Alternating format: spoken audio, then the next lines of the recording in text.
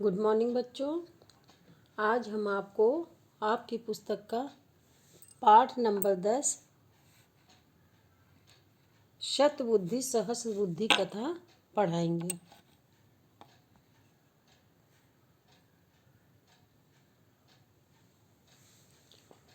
बच्चों, इस पाठ में दो मछलियों और एक मेढक की कहानी है। शतबुद्धि सहस्र बुद्धि कथा। कस्मिंश्चित् जलाशये शतबुद्धि सहस्रबुद्धि इति द्वौ मत्स्यौ निवसतः स्म। किसी जलाशय में शतबुद्धि और सहस्रबुद्धि नाम की दो मछलियां रहती थीं। तयोः एक बुद्धि नामकेन मंडूकेन मित्रता अभवत्। उनकी एक बुद्धि नामक मेढक से मित्रता थी। कदाचिला जालहस्तः धीवरः तं जलाशय उपगतः। एक दिन हाथ में जाल लिए हुए मछुआरे उस जलाशय के समीप आ गए। तेषु एको धीवरः अवदत्, एतस्मिन् जलाशये बहवो मत्स्याः सन्ति, अतः तान् ग्रहीतुं श्वो अत्र जालं क्षेप्स्यामः। तो उनमें से एक उसने कहा कि इस जलाशय में बहुत सारी मछलियां हैं और हम कल इसमें अपना जाल फेंकेंगे। तच्छ्रुत्वा मत्स्यः दुःखिनः अभवन्। ऐसा सुनकर मछलियां दुखी हो गईं। तेषु मंडूकः प्राह, भो शतबुद्धे श्रुतं धीवरो उक्तं भवता, ततः किं कर्तव्यं? पलायनम् अवष्टम्भो वा? सहस्रबुद्धि अवदत्, मित्र मा भैषि, केवलं वचन श्रवणादेव न भेतव्यम्।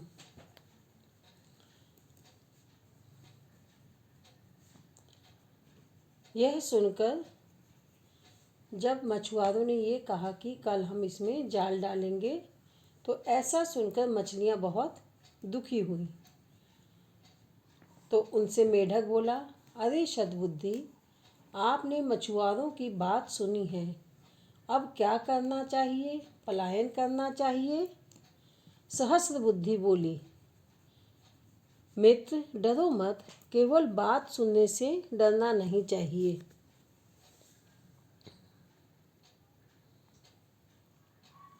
सर्पाणां च खलानां च सर्वेषां दुष्टचेतसाम् अभिप्राय न सिद्ध्यन्ति तनिदं वर्तते जगत्। हमें जगत में व्याप्त सांपों से और दुष्ट चित्त वालों से के अभिप्राय पूरे नहीं होने देने चाहिए।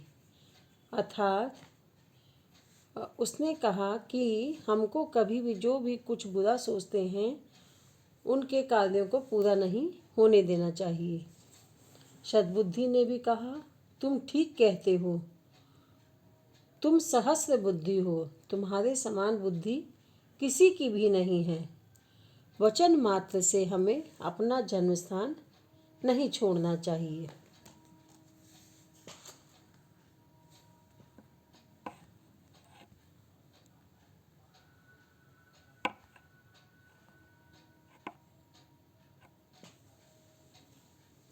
शतबुद्धिरपि अकथयत्, साधु उक्तं त्वया, त्वं सहस्रबुद्धि असि,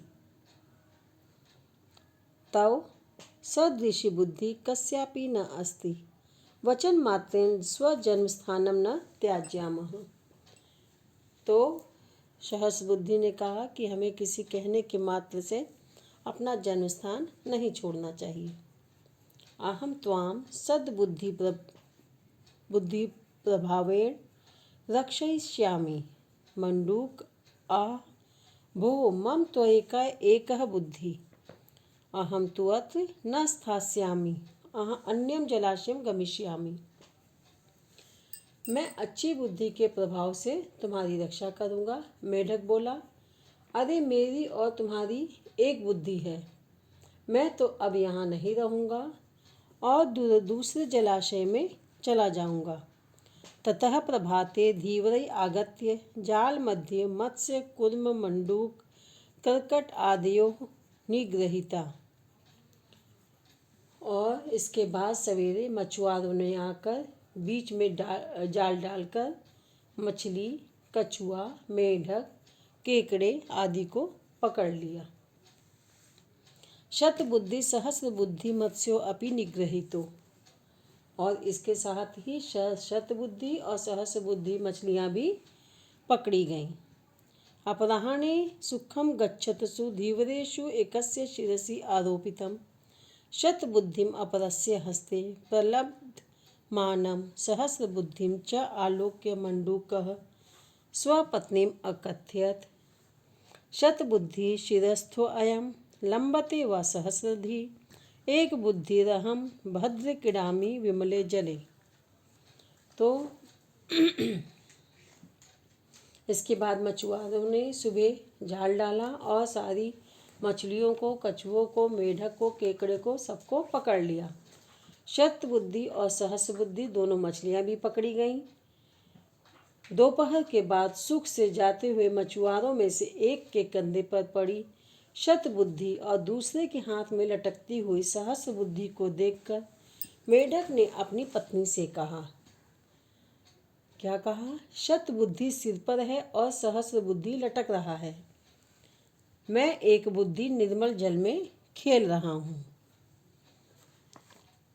अर्थात समय आने पर हमको अपनी व्यवस्था कर लेनी चाहिए। इस तरह से बच्चों आपका ये पाठ अब समाप्त होता है।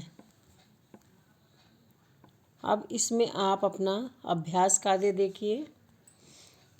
सबसे पहले आपको इसके प्रश्न शब्दार्थ लिखने हैं, फिर इसके प्रश्नोत्तर एक पदेन उत्तरत्। प्रश्न नंबर 2, कः उक्तवान् इति।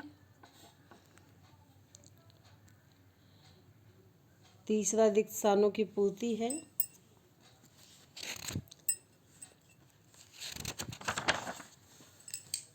फिर हिंदी भाषा में अनुवाद करिए,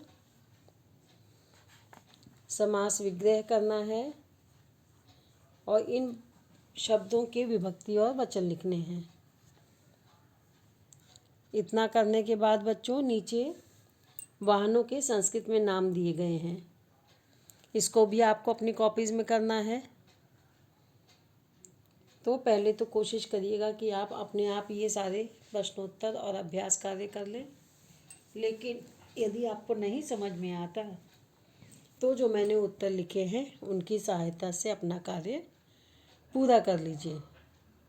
और इस कहानी को आप एक बार हिंदी में भी पूरी लिख लीजिए। इस तरह से आज ये पाठ अब समाप्त होता है। अब हम अगले पाठ के साथ